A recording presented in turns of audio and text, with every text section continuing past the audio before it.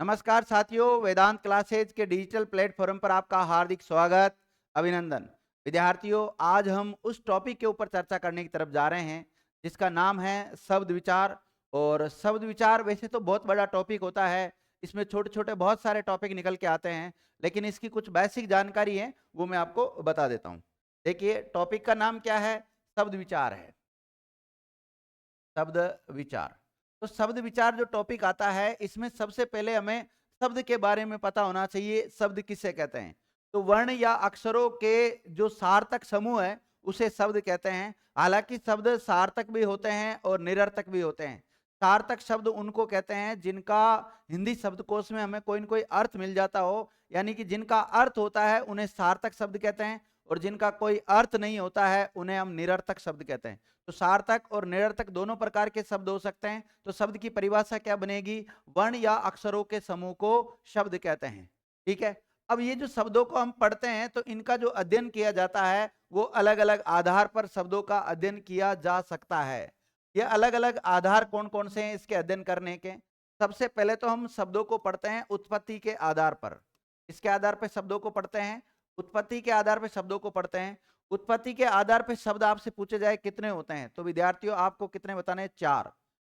चार कौन कौन से हैं? तत्सम शब्द, तद्भव शब्द, देशी और विदेशी शब्द। लेकिन जब मैं इस चार्ट में लिखूंगा तो इसमें विद्यार्थियों में पांच लिखूंगा। पांच कौन कौन से लिखने वाला हूं इनको देख लीजिए। एक तो होता है तत्सम शब्द। कौन से वाले? तत्सम शब्द। ऐसे शब्द जिनको संस्कृत से हिंदी भाषा में हमने जो का त्यों ग्रहण कर लिया उन्हें हम तत्सम शब्द कहते हैं। और एक विद्यार्थियों हम पढ़ेंगे अर्ध तत्सम। कौन से पढ़ेंगे? अर्ध तत्सम पढ़ेंगे। अर्ध तत्सम यानी कि ऐसे तत्सम शब्द जिसमें थोड़ा बहुत परिवर्तन करके हिंदी भाषा में ग्रहण कर लिया गया हो उन्हें अर्ध तत्सम कहते हैं। और एक होते हैं तद्भव शब्द। तद्भव शब्द यानी कि तत्सम शब्दों में पूरा परिवर्तन करके हिंदी भाषा में ग्रहण किया गया है, उनको तद्भव शब्द कहते हैं। और एक शब्द होते हैं देशी शब्द। देशी की जगह पर आपको देशज शब्द भी मिल सकता है, तो देशी या देशज शब्द होते हैं। और एक होते हैं विदेशी शब्द। कौन से होते हैं? विदेशी शब्द होते हैं। अगर आपसे पूछा जाए उत्पत्ति के आधार पर शब्द कौन से होते हैं, तो चार ही बताने हैं आपको। तत्सम, तद्भव, देशी और विदेशी, चार ही बताने हैं। इसके अलावा एक संकर शब्द भी होते हैं, वो भी हम इसमें ही पढ़ेंगे। ठीक है।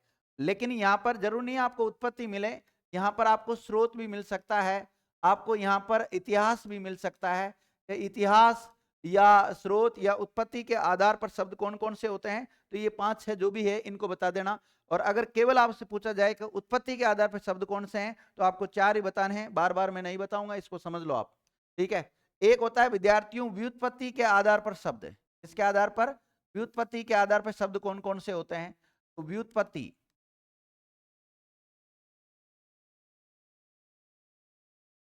व्युत्पत्ति के आधार पर जो शब्द होते हैं वो कौन कौन से होते हैं? तो व्युत्पत्ति के आधार पर शब्द होते हैं तीन प्रकार के। एक तो होते हैं रूढ़ शब्द, एक होते हैं यौगिक शब्द, और एक होता है योग रूढ़ शब्द। एक तो कौन सा होता है? रूढ़ शब्द होता है, और एक होता है यौगिक शब्द, और एक होता है योग रूढ़ शब्द। ये तीन प्रकार के होते हैं। अब बात करें अगर रूढ़ शब्द किसे कहते हैं, तो जिनका हम सार्थक खंड नहीं कर सकते उनको रूढ़ शब्द कहते हैं।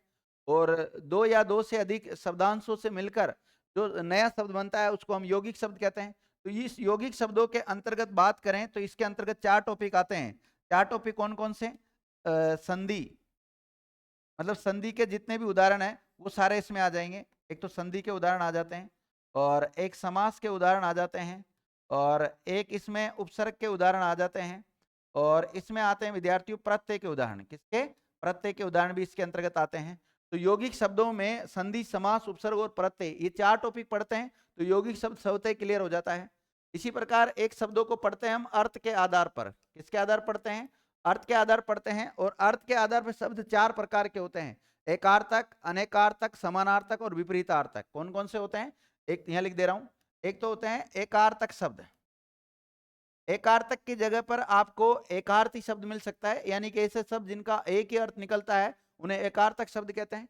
एक शब्द होते हैं अनेकार्थक, आगे हम डिटेल से भी पढ़ने वाले हैं इनको। अनेकार्थक, यहाँ तो वैसे इस चार्ट को मैं समझा देता हूँ फॉर्मली। देखिए, एक होता है अनेकार्थक। अनेकार्थक मतलब ऐसे शब्द जिनके एक से अधिक अर्थ निकलते हो उसे अनेकार्थक शब्द कहते हैं। और एक पढ़ते हैं विद्यार्थियों विपरीतार्थक शब्द। कौन से? विपरीतार्थक शब्द, विपरीतार्थक। तो विपरीतार्थक जो शब्द है ना, इसको हम विलोम शब्द भी कह सकते हैं। क्या कह सकते हैं? विलोम शब्द कह सकते हैं, ये इसके अंतर्गत आ जाता है। और एक पढ़ते हैं समानार्थक शब्द। कौन सा? समानार्थक शब्द। और समानार्थक की बात करें हम, तो समानार्थक को हम पर्यायवाची शब्द कह सकते हैं। क्या कह सकते हैं? पर्यायवाची शब्द कह सकते हैं। इसके अलावा एक जब शब्दों का अध्ययन किया जाता है तो रूप के आधार पर किया जाता है। और रूप के आधार पर शब्द दो प्रकार के होते हैं, एक तो विकारी शब्द होते हैं और एक अविकारी शब्द होते हैं। कैसे होते हैं? अविकारी शब्द। अविकारी शब्दों को ही हम अव्यय भी कहते हैं। क्या कहते हैं? अव्यय। अब इनके विकारी शब्दों में कौन कौन से आ जाते हैं वो देख लेते हैं। तो विकारी शब्दों में देखो, एक तो संज्ञा आता है, एक सर्वनाम आता है, और एक विशेषण आता है, और एक आता है क्रिया। एक कौन सा टॉपिक आ जाता है? क्रिया टॉपिक आ जाता है। तो संज्ञा, सर्वनाम, विशेषण और क्रिया टॉपिक इसके अंतर्गत आ जाता है। बात करें अविकारी या अव्यय के अंतर्गत कौन कौन से आते हैं, तो अविकारी अव्यय के अंतर्गत सामान्यतः कुछ वैयाकरण बताते हैं 4, यानी कि कौन कौन से हो जाते हैं वो? क्रिया विशेषण, संबंध बोधक, समुच्चय बोधक और विस्मयादि बोधक, 4 बताते हैं। लेकिन इसमें पढ़ने होते हैं 5, एक और होता है निपात। तो निपात के बारे में भी हमें पढ़ना होता है। तो 5 होते हैं अविकारी शब्द या अव्यय। ठीक है। इसी प्रकार ये विकारी शब्द किसको कहते हैं? जिनमें इन विकारकों के कारण परिवर्तन हो जाता हो। जो विकारकों की वजह से परिवर्तित हो जाता है उनको विकारी शब्द, और जिनमें कोई परिवर्तन नहीं होता उसे अविकारी शब्द कहते हैं। विकारक शब्द कौन कौन से होते हैं? तो लिंग होता है, वचन होता है, कारक होता है, काल होता है, वाच्य होता है और पुरुष होता है। ये 6 टॉपिक होते हैं। लिंग, वचन, कारक, काल, वाच्य, पुरुष, ये विकारक के अंतर्गत पढ़ना होता है। और इसी प्रकार विकारी के अंतर्गत 4 टॉपिक पढ़ने होते हैं, संज्ञा, सर्वनाम, विशेषण और क्रिया। और अविकारी यानी कि अव्यय, इसके अंतर्गत हमें 5 टॉपिक पढ़ने होते हैं। साथ ही में एक रूढ़ शब्द के बारे में पढ़ना होता है। यौगिक शब्द जब आप पढ़ते हैं तो 4 टॉपिक स्वतः ही हो जाते हैं। 4 टॉपिक कौन कौन से होते हैं? संधि, समास, उपसर्ग और प्रत्यय। अब जब उत्पत्ति या स्रोत या इतिहास के आधार पर आप शब्दों को पढ़ते हैं तो ये 5-6 टॉपिक निकल के आते हैं। तत्सम, अर्थसम, तद्भव, देशी या देशज भी कहते हैं, विदेशी को विदेशज भी कहते हैं, संकर शब्द होते हैं। व्युत्पत्ति की जगह पर आपको जो शब्द मिल सकता है वो मिल सकता है रचना। क्या मिल सकता है? रचना मिल सकता है। और रचना ना मिले तो इसकी जगह पर आपको बनावट शब्द भी मिल सकता है। तो बनावट या व्युत्पत्ति या रचना के आधार पर सब 3 प्रकार के होते हैं, रूढ़, यौगिक और योग रूढ़। ठीक है। और अर्थ की जगह पर अर्थ मिलता है। यहाँ पर जो रूप लिखा हमने, रूप की जगह पर हमें प्रयोग मिल सकता है। प्रयोग ना मिले तो व्याकरणिक कोटिया मिल सकता है, व्याकरणिक कोटिया ना मिले तो व्याकरणिक विवेचना मिलता है, और व्याकरणिक विवेचना ना मिले तो व्याकरणिक दृष्टिकोण मिलता है। तो इस प्रकार से इसके भी विद्यार्थियों मतलब दूसरे नाम मिल जाते हैं। इसके आधार पर कौन कौन से होते हैं इसके बारे में हम आगे डिटेल से चर्चा कर लेते हैं। सबसे पहले जानते हैं, यहाँ पर लिखा हुआ है शब्द विचार। क्या लिखा हुआ है? शब्द विचार लिखा हुआ है। तो इसकी डेफिनेशन दे रखी है, परिभाषा दे रखी है, उसको जानते हैं। 2 या 2 से अधिक अक्षरों या वर्णों के सार्थक मेल को क्या कहते हैं? शब्द कहते हैं। और अर्थ के आधार पर या सार्थकता के आधार पर हिंदी भाषा की सबसे छोटी इकाई देखें तो वो क्या होती है? वो होती है शब्द होती है। हिंदी के शब्दों का वर्गीकरण अलग अलग आधारों पर किया जाता है। यह अलग अलग आधार मैंने अभी आपको बताए। एक तो हम पढ़ते हैं उत्पत्ति के आधार पे, अभी बताया था आपको, उत्पत्ति के आधार पे। एक पढ़ते हैं हम व्युत्पत्ति के आधार पर। किसके आधार पर? व्युत्पत्ति के आधार पढ़ते हैं। एक पढ़ते हैं हम अर्थ के आधार पर, और एक पढ़ते हैं हम रूप के आधार पर। हालांकि इनके अन्य नाम भी है। उत्पत्ति की जगह स्रोत, इतिहास मिल सकता है, और व्युत्पत्ति की जगह रचना, बनावट मिल सकता है, और अर्थ की जगह पर अर्थ ही रहेगा। रूप की जगह व्याकरणिक कोटि या व्याकरणिक विवेचना, दृष्टिकोण वगैरह ये मिल सकता है। अब देखिए एक एक को जानते हैं। सबसे पहले उत्पत्ति या स्रोत, ये स्रोत है, स्रोत नहीं होता, स्रोत है, स्रोत। और इतिहास के आधार पर जो शब्द होते हैं वो कौन कौन से होते हैं, तो इसके आधार पर अभी बताए थे, वापस और रिपीट कर देता हूं। एक तो होता है तत्सम शब्द। कौन सा होता है? तत्सम शब्द होता है। और एक तद्भव शब्द होता है। कौन सा? तद्भव शब्द होता है। और एक शब्द होता है अर्ध तत्सम। कौन सा? अर्ध तत्सम होता है, अर्ध तत्सम। ठीक है। एक होता है शब्द देशी शब्द। एक कैसा शब्द होता है? देशी। और एक शब्द होता है विदेशी। कौन सा होता है? विदेशी शब्द होता है। तो विद्यार्थियों देखिए, तत्सम, तद्भव, अर्ध तत्सम, देशी, विदेशी, इस प्रकार के ये शब्द होते हैं। ठीक है। तत्सम शब्द की बात करें हम तो एक एक को देख लेते हैं कि तत्सम शब्द कहते किसे हैं। हालांकि इनके उदाहरण तो अलग से हमने लिए हैं, उस समय हम आगे चर्चा कर लेंगे, मतलब नेक्स्ट क्लास में हम चर्चा करेंगे। इस क्लास में तो आपको ये जो चार्ट बनाया था इसी को डिटेल से मैं समझा दूंगा। बाकी नेक्स्ट क्लास जो होगी उसमें तत्सम और तत्सम जितने भी है, मतलब उनके जो उदाहरण है उनकी प्रैक्टिस कर लेंगे हम। ठीक है। तो तत्सम शब्द में देखिए, तत्सम शब्द किसे कहते हैं? संस्कृत के ऐसे शब्द जिनको ज्यों का त्यों हिंदी भाषा में ग्रहण कर लिया गया हो, उन्हें तत्सम शब्द कहते हैं। इसमें किसी प्रकार का कोई परिवर्तन नहीं किया और उनको हिंदी में ग्रहण कर लिया। अगर हम इसके टुकड़े करें तो तत् प्लस सम होता। तत् मतलब लिया गया है उससे, अर्थात किससे उत्पन्न? संस्कृत से उत्पन्न हुए हैं, सीधे सीधे ये कह सकते हैं, यानी उससे। और जैसे इसके उदाहरण है अग्नि, आमलक, कदली, कृपा, ये सब डायरेक्ट संस्कृत से कॉपी किए हैं। ठीक है, आगे जानते हैं। अर्थसम शब्द संस्कृत के ऐसे शब्द जिनके मूल स्वरूप में थोड़ा परिवर्तन करके हिंदी भाषा में ग्रहण कर लिया गया हो, उन्हें अर्ध तत्सम कहते हैं। अर्थसम विद्यार्थियों बहुत कम पुस्तकों में आपको देखने को मिलेगा, क्योंकि इसका मुख्य रूप से जो रोल है वो किस में है? एसआई का एग्जाम है, उसमें एसआई के सिलेबस में बिल्कुल दे रखा है, तो उसके अनुसार ये पढ़ा रहा हूं मैं आपको। देखिए इसका बना अगिन, कृपा और ऋण, ये इसके उदाहरण है। जैसे अभी मैं आपको थोड़ा सा एक एग्जाम्पल बता देता हूँ, यहाँ पे ले लेता हूँ। जैसे एक शब्द है विद्यार्थियों अग्नि, कौन सा शब्द है? अग्नि शब्द है, ये अग्नि। तो अग्नि का अर्ध तत्सम क्या बनेगा? अगिन बनेगा। क्या बनेगा? अगिन शब्द बनेगा। और इसका तद्भव शब्द क्या बनेगा? तो इसका तद्भव शब्द बनेगा आग। क्या बनेगा? आग। तो देखिए अग्नि शब्द तो आएगा किसमें? तत्सम में। किसमें आएगा? तत्सम शब्दों के अंतर्गत आता है। और अगिन शब्द किसमें आता है? अर्ध तत्सम में आता है। में आता है अर्ध तत्सम के अंतर्गत आएगा। और आग किसमें आएगा? तो आग आएगा तद्भव शब्दों में। किसमें?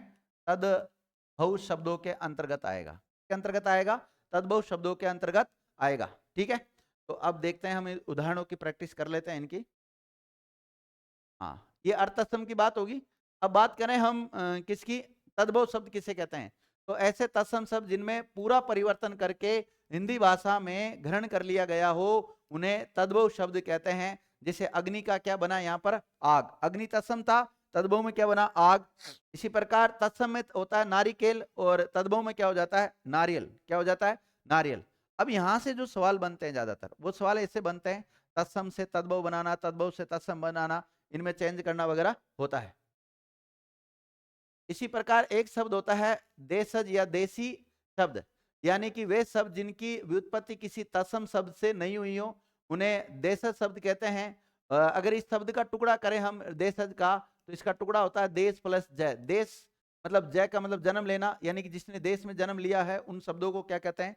देशज शब्द हम कहते हैं। उदाहरण के तौर पर देखें तो भोपू, तेंदुआ, टट्टू, फटफटिया, गड़बड़, लोटा, टांग, कूटी, कांच, भिंडी, बाजरा, तांबुल, कोड़ी, कपास, ठेठ, इडली, डोसा, ताला, लूंगी, चिकना, परवल, ये सब देशी शब्द है। अगर बात करें हम विदेशी शब्दों की, तो विदेशी शब्द कहते हैं किसको है? विदेशी या विदेशन मिल सकता है। दूसरी भाषाओं से हिंदी भाषा में ग्रहण किए गए शब्दों को हम क्या कहते हैं? विदेशी शब्द कहते हैं। अगर विदेशी शब्द के टुकड़े करते हैं तो स्पष्ट है, जो दूसरे देश में जिनका जन्म हुआ है, विदेश में जिन शब्दों का जन्म हुआ है, और उन भाषा को हमने ग्रहण उस शब्दों को हमने ग्रहण कर लिया, उन्हें हम विदेशी शब्द कहते हैं। ठीक है, अब विदेशी शब्दों के अंतर्गत देखें हम, तो बहुत सारे आ जाते हैं विदेशी शब्दों में। जैसे कुछ अरबी भाषा के शब्द है, कुछ फारसी भाषा के, कुछ चीनी, जापानी और पुर्तगाली, ऐसे बहुत सारी भाषाएं हैं। लेकिन इतनी भाषाओं को हम भाषाओं के जो शब्द है उनको हम यहाँ नहीं लिख सकते हैं, क्योंकि लगभग 20 से 25 हजार शब्द ऐसे हैं जो हिंदी भाषा में दूसरी भाषाओं से ग्रहण किए गए हैं। तो इतने शब्द हम याद नहीं कर सकते, लेकिन एग्जाम की दृष्टि से जो भी इंपॉर्टेंट है उसको हम देख लेते हैं। तो एक तरफ दे रखा है अरबी शब्द कौन कौन से, जैसे तमीज, दिमाग, आदत, लिफाफा, वारिस, शराब, हक, हकीम, हलवाई, हजम, हाजिर, जुलूस, जालिम, जहाज, जवाब, जलसा, खिदमत, हौसला, हेजा, हुक्म, हिम्मत, ये सब अरबी भाषा के शब्द है। तहसील, तरक्की, तकदीर, तबादला, आखिर, आदमी, इनाम, इजलास, इज्जत, नकल, नहर, नतीजा, नशा, कब्र, कसरत, कसूर, एहसान, उम्र, ईमान और इलाज। इसी प्रकार फकीर, फायदा, फिक्र, फैसला, बहस, बाकी, बुनियाद, मदद, मजबूर और मजहब। इसी प्रकार देखिए मशहूर, मुहावरा, मुल्ला, कमाल, कर्ज, कानून, किस्मत, किताब, कीमत, कुर्सी, खबर, अमीर, अक्ल, अदालत, अजब, अजीब, अखबार, दुनिया, दुकान, खराब, खत, अल्लाह, मुकदमा, मुश्किल, मुसाफिर, मौसम, मौलवी, यतीन, राय। ये सब अरबी भाषा के शब्द है। इसी प्रकार कुछ शब्द फारसी भाषा के हैं। फारसी भाषा के शब्द देखें, जैसे पाजामा, पाजी, पुल, पैस, पैदा, बर्फी, बारिश, बुखार, बेकार, बेरहम, मजदूर, मजा, जहर, चेहरा, चालाक, चादर, चश्मा, गुलाब, गिरह, गिर्द, यार, याद, मोर्चा, मकान वगैरह, ये सब फारसी भाषा के शब्द है, ध्यान रखना। इसी प्रकार जलेबी, जागीर, जादू, जिगर, जिंदगी, जुर्माना, जोश, चोर, तबाह, तमाशा, तनख्वाह, आतिशबाजी, आबरू, आसमान, आफत, आवाज, आईना, आमदनी, अगर, अदा। ये सब फारसी भाषा के शब्द। और दिखते हैं कौन कौन से फारसी भाषा के शब्द है, जैसे आराम, आवारा, उम्मीद, उस्ताद, कमीना, कारीगर, किसमिस, कुश्ती, खाक, दफ्तर, तेज, ताजा, गिरफ्तार। गिरफ्तार कौन सी भाषा का शब्द है? फारसी भाषा का। गर्द, गवाह, गज, गरम, खुराक, खुदा, खुद, खामोश। इसी प्रकार दरबार शब्द भी फारसी भाषा का शब्द है। दलाल, दवा, दंगल, दिल, दिलेर, दीवार, नापसंद, नापाक, पर्दा, परहेज, सौदागार, सूद, सितार, साहब, साहल, सरकार, सरदार, शादी, लेकिन, लगाम, राह, रंग, हफ्ता और हजार। ये सब फारसी भाषा के शब्द है। इसी प्रकार कुछ शब्द तुर्की भाषा के भी दे रखे हैं, जैसे कुमुक शब्द है, गलीचा है, गनीमत है, चकमक है, चम्मच है, कलंगी। क्योंकि कई बार देखो कोई शब्द दे दिया जाता है, और जैसे माना कि आपको शब्द दे दिया विद्यार्थी सौगात, सौगात शब्द देकर पूछा जाएगा ये कौन सा शब्द है, देसी है, विदेशी है, तत्सम है, तद्भव है, तो फिर आप क्या करोगे? माना कि आपने कह दिया विदेशी, लेकिन विदेशी के अंतर्गत पूछ लिया जाए अरबी है, फारसी है, तुर्की है, जापानी है, पश्तो है, कौन सा शब्द है? ठीक है, तो ये सौगात एक तुर्की भाषा का शब्द है। सुराग, कैंची, खंजर, खच्चर, कुर्क, उर्दू। उर्दू खुद किसका है? तुर्की भाषा का शब्द है। तमाशा, तमंचा, तमगा, चोगा, चैचक, चिक और उज्बक, तोप, तोपची, नागा, बहादुर, बारूद, बावर्ची। ये सब तुर्की भाषा के शब्द है। इसी प्रकार अंग्रेजी भाषा के भी कुछ ऐसे शब्द है जिनका हिंदी में प्रयोग किया जाता है। बहुत सारे शब्द जिनका हिंदी में प्रयोग किया जाता है, लेकिन फिर भी मैंने इंपॉर्टेंट जो एग्जाम की दृष्टि से है उनको लिखा देता हूं। जैसे पेंसिल है, gem, train, tax, ticket, tie, topper, doctor, deputy, diphtheria, nurse, अफसर, parcel, police, plate, pass, paint, pin, press, pen, paper, appeal, operation, committee, powder, bus, bus hut, boot, blouse, battery, biscuit, ration, radio, register, rail, money order, motor, माचिस, malaria, magistrate. ये सब अंग्रेजी भाषा के शब्द है। जैसे library, lamp, lorry, line, steel, scooter, cycle, school, hernia, car, collar, jelly, jug, collar, जज, जंपर, कंपाउंडर, कॉलेज, चॉकलेट, गिलास, collector, case, guard, camp, cake, clerk, head, अस्पताल और ऑफिस। ये सब विद्यार्थियों की भाषा, इसके अंग्रेजी भाषा के शब्द है जिनका हिंदी में यूज होता है। इसी प्रकार पश्तो भाषा के भी शब्द है। अफगानिस्तान की जो भाषा है उसका नाम क्या? पश्तो है। तो उन शब्दों का भी हिंदी में प्रयोग होता है, जैसे चक चक, टसमस, डेरा, अटकल, पठान, बाढ़, भड़ास, खचड़ा, कलूटा, पटाखा, तहस नहस, अखरोट, रोला, मटरगश्ती, खर्राटा, गुल, गफाड़ा, गड़बड़, गुंडा। ये सारे शब्द विद्यार्थियों किसके हैं? पश्तो भाषा के शब्द है। इसी प्रकार पुर्तगाली भाषा के भी शब्द है, जैसे कमीज, कमरा, कर्नल, बोतल, मिस्त्री, संतरा, काज, काफी, बाल्टी, फीता, नीलाम, तोलिया, चाबी, गोदाम, गोभी, गमला, अनानास, अलमारी, आल्पिन, स्त्री, इस्पात। ये सब पुर्तगाली भाषा के भी शब्द है, इनका हिंदी में प्रयोग किया जाता है।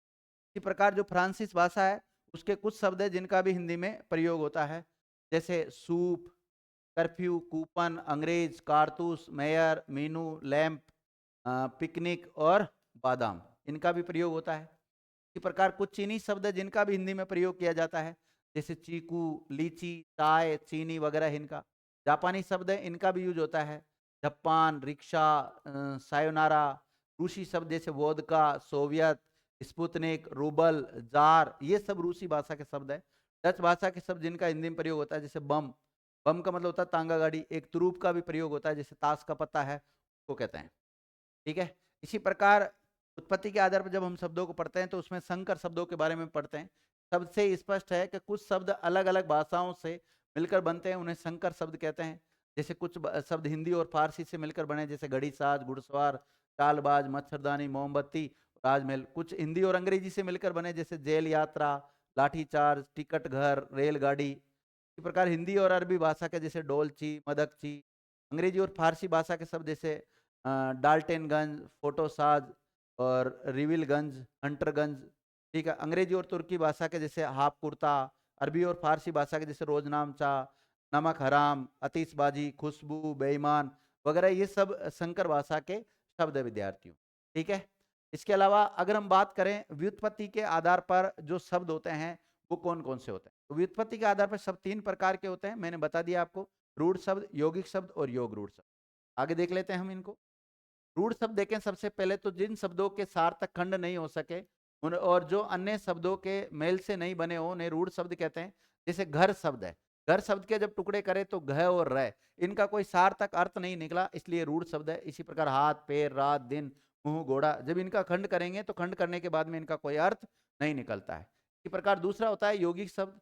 जो शब्द दो या दो से अधिक शब्दों से मिलकर बनता हो से यौगिक शब्द कहते हैं। इसके दोनों खंड प्राय सार्थक होते हैं। यौगिक शब्दों की रचना कैसे होती है? संधि से, समास से, उपसर्ग से और प्रत्यय, यानी कि संधि, समास, उपसर्ग और प्रत्यय, इन चारों के उदाहरण किसमें आते हैं? यौगिक शब्दों के अंतर्गत आते हैं। जैसे राजपुत्र, इसमें दो शब्द राज और पुत्र, इससे मिलकर बना है राजपुत्र। जन्मभूमि, पाठशाला, विद्यालय, विद्या प्लस आलय, सामाजिक, समाज प्लस इक से बना है, प्रत्यय का नियम से बना है। ठीक है। इसी प्रकार सभी उदाहरण दे रखे हैं इसमें। तीसरा है योग रूढ़ शब्द, यानी कि ऐसे यौगिक शब्द जो किसी विशेष अर्थ में रूढ़ हो जाते हों उन्हें योग रूढ़ शब्द कहते हैं। यानी कि इसमें बहुव्रीहि समास के सारे उदाहरण आ जाते हैं, जैसे दशानन, लंबोदर, पीताम्बर, जलज, नीलकंठ, गिरधारी, त्रिनेत्र वगैरह, ये सब इसके अंतर्गत आते हैं। अगर हम बात करें रूप या प्रयोग के आधार पर, रूप नहीं मिलेगा तो प्रयोग मिलेगा, प्रयोग नहीं तो व्याकरणिक विवेचना, नहीं तो व्याकरणिक दृष्टिकोण। ठीक है। इसी रूप, प्रयोग, व्याकरणिक विवेचना, व्याकरणिक दृष्टिकोण, व्याकरणिक कोटिया भी कर सकते हैं। एक और लिख सकते हैं यहाँ पर, व्याकरणिक कोटिया, कोई सा भी नाम मिल सकता है। इनके आधार पर अगर हम शब्दों को देखें विद्यार्थियों तो अलग अलग होते हैं। कौन कौन से होते हैं? विकारी, अविकारी होते हैं, दो प्रकार के होते हैं। विकारी शब्द उनको कहते हैं जिनमें विकारकों के कारण परिवर्तन हो जाता है। विकारक कौन कौन से होते हैं? लिंग, वचन, कारक, काल, वाच्य, पुरुष होता है। ठीक है। तो विकारी शब्द देख लेते हैं। विकारी शब्द किसे कहते हैं? जिन शब्दों में विकारकों के कारण परिवर्तन हो जाता है उन्हें विकारी शब्द कहते हैं। ये विकारक शब्द कौन कौन से जो परिवर्तन करने का काम करते हैं? एक तो लिंग, एक वचन, एक कारक, एक काल और एक वाच्य और एक पुरुष। ये 4 टॉपिक है विद्यार्थियों, ये 6 टॉपिक है, इनकी वजह से परिवर्तन होता है। और इसमें जो विकारी शब्दों के अंतर्गत कौन कौन से आएंगे?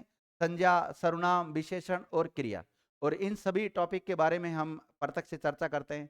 किसी व्यक्ति, जगह, स्थान आदि के नाम को क्या कहते हैं? संज्ञा कहते हैं। संज्ञा के 3 भेद होते हैं, ये तो पूरा टॉपिक है। सर्वनाम किसे कहते हैं? जो संज्ञा के स्थान पर प्रयुक्त होते हैं उनको सर्वनाम कहते हैं। ठीक है। और सर्वनाम के भेद वगैरह सब कुछ पढ़ते हैं। विशेषण किसे कहते हैं? जो संज्ञा और सर्वनाम दोनों की विशेषता बताता है उसे विशेषण कहते हैं। क्रिया किसे कहते हैं? तो किसी कार्य के करने या होने का भाव बोध होता है, उससे क्या कहते हैं? क्रिया कहते हैं। क्रिया एक टॉपिक है पूरा अपने आप में, लगभग 4-5 घंटे वो ले जाता है टॉपिक। ठीक है। अविकारी शब्द यानी कि अव्यय, जिन शब्दों में क्या लिखा हुआ है यहाँ पे, जिन शब्दों का प्रयोग मूल रूप से होता है उन्हें अविकारी शब्द कहते हैं। या ऐसे शब्द जिनमें विकारकों के कारण कोई परिवर्तन नहीं होता हो उनको क्या कहते हैं? अविकारी अव्यय कहते हैं। और इसके अगर उदाहरणों इसके देखे कौन कौन से भेद होते हैं तो क्रिया विशेषण, संबंध बोधक, समुच्चय बोधक, विस्मयादि बोधक। निपात को कुछ वैयाकरण मानते हैं और कुछ नहीं मानते, लेकिन जिनके सिलेबस में निपात दिया हुआ रहता है, या अगर विद्यार्थी अगर 5-10 मिनट की क्लास एक्स्ट्रा भी पढ़ लेते हैं तो कोई फर्क नहीं पड़ता। निपात क्या है उसके बारे में जानना चाहिए। जरूर नहीं निपात आपके वैसे सिलेबस में दे रखा हो, लेकिन एक जैसे उदाहरण, रमेश ही जयपुर जाएगा, तो ही क्या है यहाँ पर? निपात। ये पुस्तक मात्र 10 रुपए की, तो मात्र क्या है यहाँ पे निपात है, ध्यान रखना। तो ये सारे हम पढ़ते हैं अलग से, इन सभी टॉपिक को पढ़ेंगे आगे चल के। एक होते हैं विकारक शब्द, जो विकार उत्पन्न करते हैं, परिवर्तन करने का काम करते हैं, उन्हें विकारक कहते हैं। और इसके अंतर्गत 6 टॉपिक आते हैं, लिंग, वचन, कारक, काल, वाच्य और पुरुष। लिखे हुए लिंग, वचन, कारक, काल, वाच्य और पुरुष ये आते हैं। ठीक है। इसी प्रकार अर्थ के आधार पर देखें तो इसके आधार पर भी सब 4 प्रकार के होते हैं, एकार्थक, अनेकार्थक, समानार्थक और विपरीतार्थक। एकार्थक उनको कहते हैं जिनका एक अर्थ निकलता हो, और अनेकार्थक उनको कहते हैं जिनका एक से अधिक अर्थ निकलता हो। समानार्थक उनको कहते हैं जिनके समान अर्थ निकलते हो, पर्यायवाची के उदाहरण सारे आ जाते हैं। और विपरीतार्थक मतलब विलोम शब्द, एक दूसरे के विपरीत या विपक्ष में अर्थ निकलता है, उसको विलोम शब्द कहते हैं विद्यार्थी। देख लेते हैं यहाँ पर समानार्थक दिया हुआ है। जिन शब्दों के अर्थ समान होते हैं उन्हें समानार्थक या समानार्थी शब्द कहते हैं। समानार्थक आ जाएगा, समानार्थी आ जाएगा, पर्यायवाची शब्द इसके उदाहरण आ जाते हैं। जैसे दिन, दिन का पर्यायवाची शब्द है जैसे अहन है, दिवा है, दिवस है, वार है। जैसे सूर्य के पर्यायवाची दिनकर है, दिवाकर है, भानु है, भास्कर है, ये सब सूर्य के पर्यायवाची। ऐसे पर्यायवाची एक पूरा टॉपिक है, वहां पर हम चर्चा। एक शब्द होता है विद्यार्थियों अनेकार्थक शब्द। क्या होता है? अनेकार्थक शब्द, जिन शब्दों का अर्थ एक से अधिक होता है उनको अनेकार्थक शब्द कहते हैं। जैसे माना कि एक शब्द आया आम, आम का अर्थ निकलता है विद्यार्थियों व्यापक, साधारण, सामान्य, या एक कच्चा फल भी होता है विद्यार्थियों आम, उसको भी कहते हैं। इसी प्रकार हार शब्द है, हार का मतलब माला, पराजय, असफलता, ये बहुत सारे अर्थ निकलते हैं एक शब्द के। इसी प्रकार एकार्थक शब्द, ऐसे शब्द जिनका एक अर्थ निकलता है उनको एकार्थक या एकार्थी शब्द कहते हैं। जैसे माना कि आपके सामने बोला गया गंगा, तो सीधा नाम जा रहा है गंगा नदी के बारे में आता है। फरवरी, प्लेन, इन सब का एक ही अर्थ है। विपरीतार्थक शब्द, उल्टा अर्थ देने वाले शब्दों को विपरीतार्थक शब्द कहते हैं, या विपरीतार्थी भी कह सकते हैं, इसको विलोम शब्द भी कहते हैं। जैसे दिन का विलोम शब्द क्या होता है? रात। इसी प्रकार अर्थ का क्या होता है? अनर्थ। सार्थक का क्या होता है? निरर्थक होता है। इस प्रकार विद्यार्थियों ये सारे हो जाते हैं। अब जो हमने तत्सम और तद्भव और अर्थसम के बारे में चर्चा की थी, उसके बारे में डिटेल से अलग से मैं लेक्चर लेके आऊंगा, उसमें चर्चा करेंगे। Thank you.